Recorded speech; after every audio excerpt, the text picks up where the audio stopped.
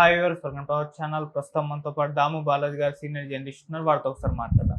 Sir నమస్కారం. నమస్తే. Sir పిఠాపురంలో జనసేన వర్సెస్ టీడీపీ లా మారిపోయింది సార్. అక్కడ నిన్న నాగబాబు గారు అన్నా క్యాంటీన్ ఓపెనింగ్ అయితే వెళ్ళారు. అక్కడ టీడీపీ వర్మ గారు అయితే పిలవలేదో మరి రాలేదో తెలియదు.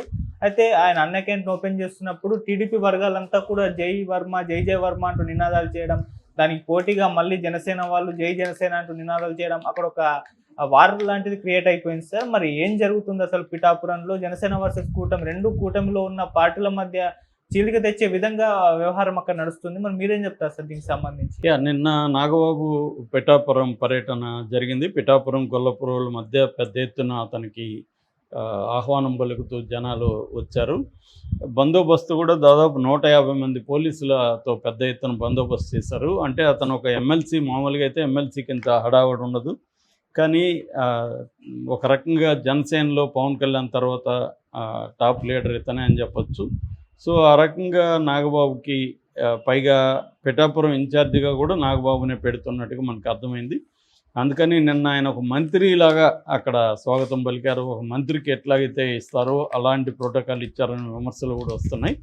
సో ఆయన అక్కడ కొన్ని ఓపెన్ చేశాడు. అందులో తహసీల్దార్ కార్యాలయం ఒకటి, దాని తర్వాత హెడ్ వాటర్ వర్క్స్లో వాటర్ సప్లైకి సంబంధించిన కొన్ని విభాగాలను ఆయన ఓపెన్ చేయడం, దాని తర్వాత గొల్లపురంలో అన్న క్యాంటీన్ని ఓపెన్ చేశాడు. ఈ సందర్భంగా అక్కడ ఏంటంటే ఫ్లెక్సీల్లో ఈయన ఫోటో లేదని గొడవ జరిగింది.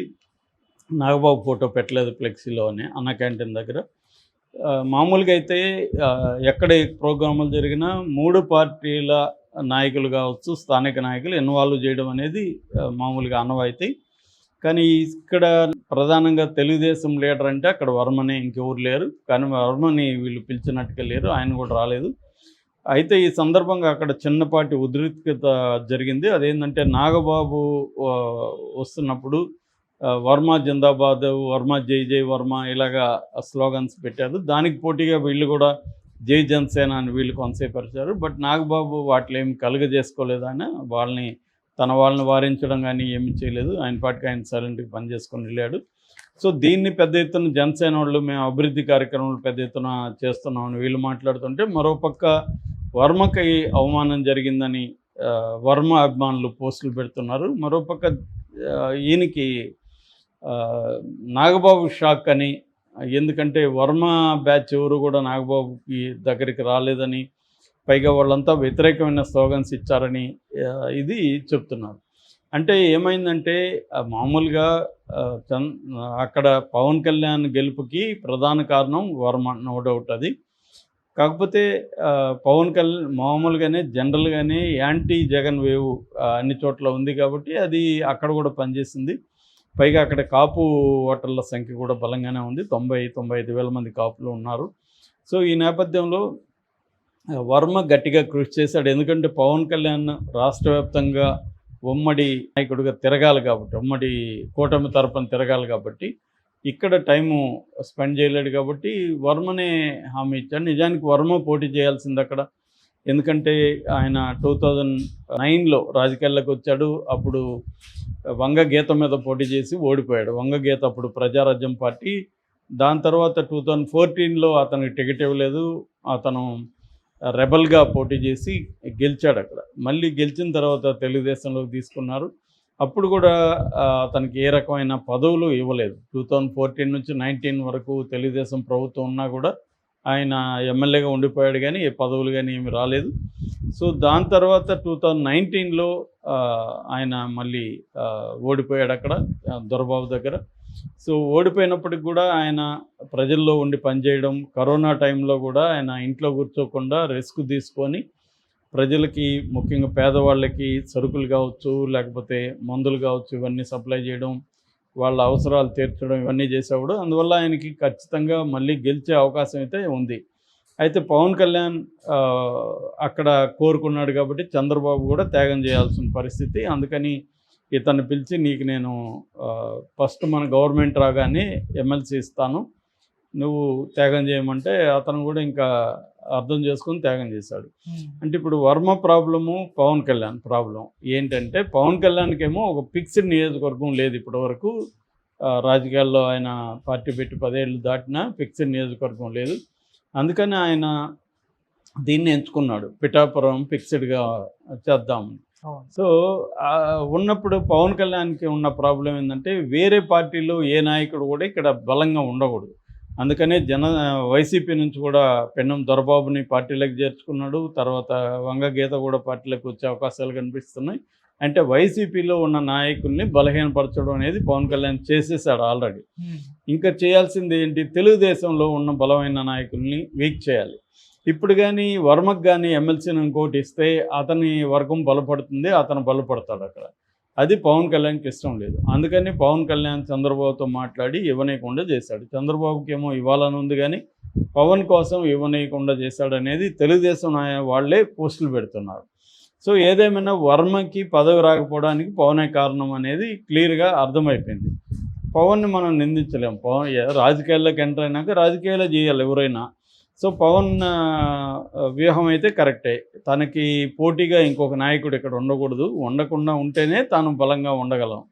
మళ్ళీ ఒక లీడర్ని ఎస్టాబ్లిష్ చేస్తే రేపు అతను రెబల్గా మారి మళ్ళీ కంటెస్ట్ చేశాడు అనుకో, తనకి తలనొప్పిగా మారే అవకాశం ఉంది.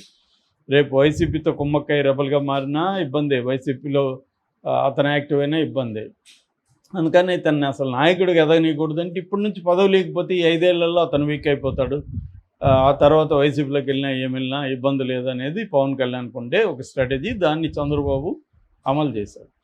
ఇది అర్థమైపోయింది. ఎప్పుడు అర్థమైపోయింది, డైరెక్ట్గా నాగబాబే ఇక్కడ పవన్ కళ్యాణ్ గెలుపుకి 2 ఫ్యాక్టర్ల కారణం. ఒకటి పవన్ కళ్యాణ్, 2 మా క్యాడరు, జనసేన క్యాడరు.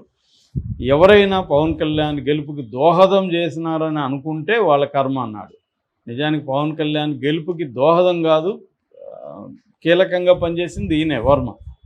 కానీ అది తెలుసు కదా నాగబాబుకి. కానీ నాగబాబు అండ్ పవన్ కళ్యాణ్ స్ట్రాటజిక్గా వర్మని బలహీనపరచాలనేది వాళ్ళ ఉద్దేశం కాబట్టి వర్మ గురించి ఇట్లా మాట్లాడడం, నెగిటివ్గా చేయడం జరిగింది. ఇది వర్మకు అర్థమైంది. ఇప్పుడు వర్మ ఏం చేయాలి, వర్మ ముందున్నది ఏంది, ఇప్పుడు ఏమి ఎలక్షన్లు లేవు. ఒకవేళ రెబల్గా పోటీ చేద్దామన్నా వైసీపీలోకి ఇప్పుడు వెళ్తే ఆయన క్యాడర్ అంతా తెలుగుదేశం క్యాడరు, వాళ్ళని కన్విన్స్ చేసుకొని వైసీపీలోకి వెళ్ళాలి. ఇప్పటికిప్పుడు వైసీపీలోకి వెళ్ళి ఆయన ఏం చేయలేడు. రేపు పొద్దున వైసీపీలోకి వెళ్తే ఈయన మీద కేసులు పెట్టి అరెస్ట్ చేయరని కూడా గ్యారంటీ లేదు. ఎందుకంటే పవన్ కళ్యాణ్కి ఇంకా ఈజీ అవుతుంది కదా, వైసీపీలోకి వెళ్ళిపోతే ఇతని మీద కేసులు పెట్టి ఏదో కేసులు, పాత కేసులు తోడి ఇతన్ని జైలుకి పంపించడం, అరెస్ట్ కూడా చేయొచ్చు. సో ఇప్పుడే వైసీపీలోకి ఎందుకు వెళ్ళాలి, మనం వెయిట్ చేద్దాం ఎలక్షన్ల వరకు, ఈ లోపల పరిస్థితులను చూసుకొని మనం వెళ్దాం అనేది వర్మకు ఉండే ఒక స్ట్రాటజీ. ఎందుకంటే ఇప్పటికిప్పుడు వైసీపీలో పోయి కూడా వర్మ ఏం చేయలేడు. ఇక్కడే ఉండి ఒక రెబల్గా ఉంటూ మనం మన ఓన్ దీన్ని చేసుకోవాలి. దీన్ని పసిగట్టిన పవన్ కళ్యాణ్ ఏం చేస్తున్నాడంటే, తాను అక్కడ రెగ్యులర్గా వెళ్ళలేడు కాబట్టి నాగబాబుని అక్కడ ఇన్ఛార్జికి పెట్టి అక్కడ డెవలప్మెంట్ యాక్టివిటీని పెద్ద ఎత్తున చేపట్టడం ద్వారా ప్రజల్లో ఒక సుస్థిరమైన స్థానాన్ని ఏర్పరచుకోవడం, వర్మని బలహీనపరచడం. వర్మకున్న అడ్వాంటేజ్ ఏంటి, ప్రజలకు ఆయన దగ్గరగా ఉండడం, నిరంతరం ప్రజల సమస్యల పట్ల స్పందించడం, అభివృద్ధి కార్యక్రమాలు చేయడం, వెల్ఫేర్ కార్యక్రమాలు చేయడం, ఇవన్నీ వర్మకి ఉండే అడ్వాంటేజెస్. దాన్ని తాము లాక్కోగలిగితే వర్మని బలహీనపరచవచ్చు. అంటే ప్రజల్లో నిరంతరం ఉంటూ ప్రజల సమస్యలను అడ్రస్ చేస్తూ చేయాలి. దీనికి సంబంధించి పవన్ కళ్యాణ్ ఏం చేస్తున్నాడంటే, మన ఇంటెలిజెన్స్ డిపార్ట్మెంట్ని ఉపయోగించుకొని ఏ పోలీస్ స్టేషన్లో ఏ కేసులు ఉన్నాయి, ప్రధానంగా ఎలాంటి కేసులు నమోదవుతున్నాయి, క్రైమ్ ఎలా ఉంది, క్రైమ్ని ఎట్లా మనం తగ్గించాలి, అట్లాగే ఏ సమస్యలు ఉన్నాయి, వీటి మీద ఒక సైంటిఫిక్ అప్రోచ్తో తెలుసుకోవడానికి పవన్ కళ్యాణ్ నివేదికలు తెప్పించుకోవడం అనేది చేస్తున్నాడు. దీని ద్వారా ఏమవుతుందంటే, నాగబాబు అక్కడ స్థిరపడి, నాగబాబు ఒక పవర్ఫుల్గా, అంటే తన బ్రదరే అక్కడ పవర్ఫుల్గా ఉంటే తనకి ఎప్పటికీ అడ్వాంటేజ్. ఎందుకంటే రేపు పొద్దున కూడా పవన్ కళ్యాణ్ పిఠాపురం మీద ఫోకస్ ఎక్కువ చేయకుండా తను రాష్ట్రం అంతా తిరగాలి కాబట్టి ఆ టైంలో నాగబాబుని ఇప్పటి నుంచి అక్కడ నాయకుడిగా ఎస్టాబ్లిష్ చేస్తే నాగబాబు మనకి పనికొస్తాడు.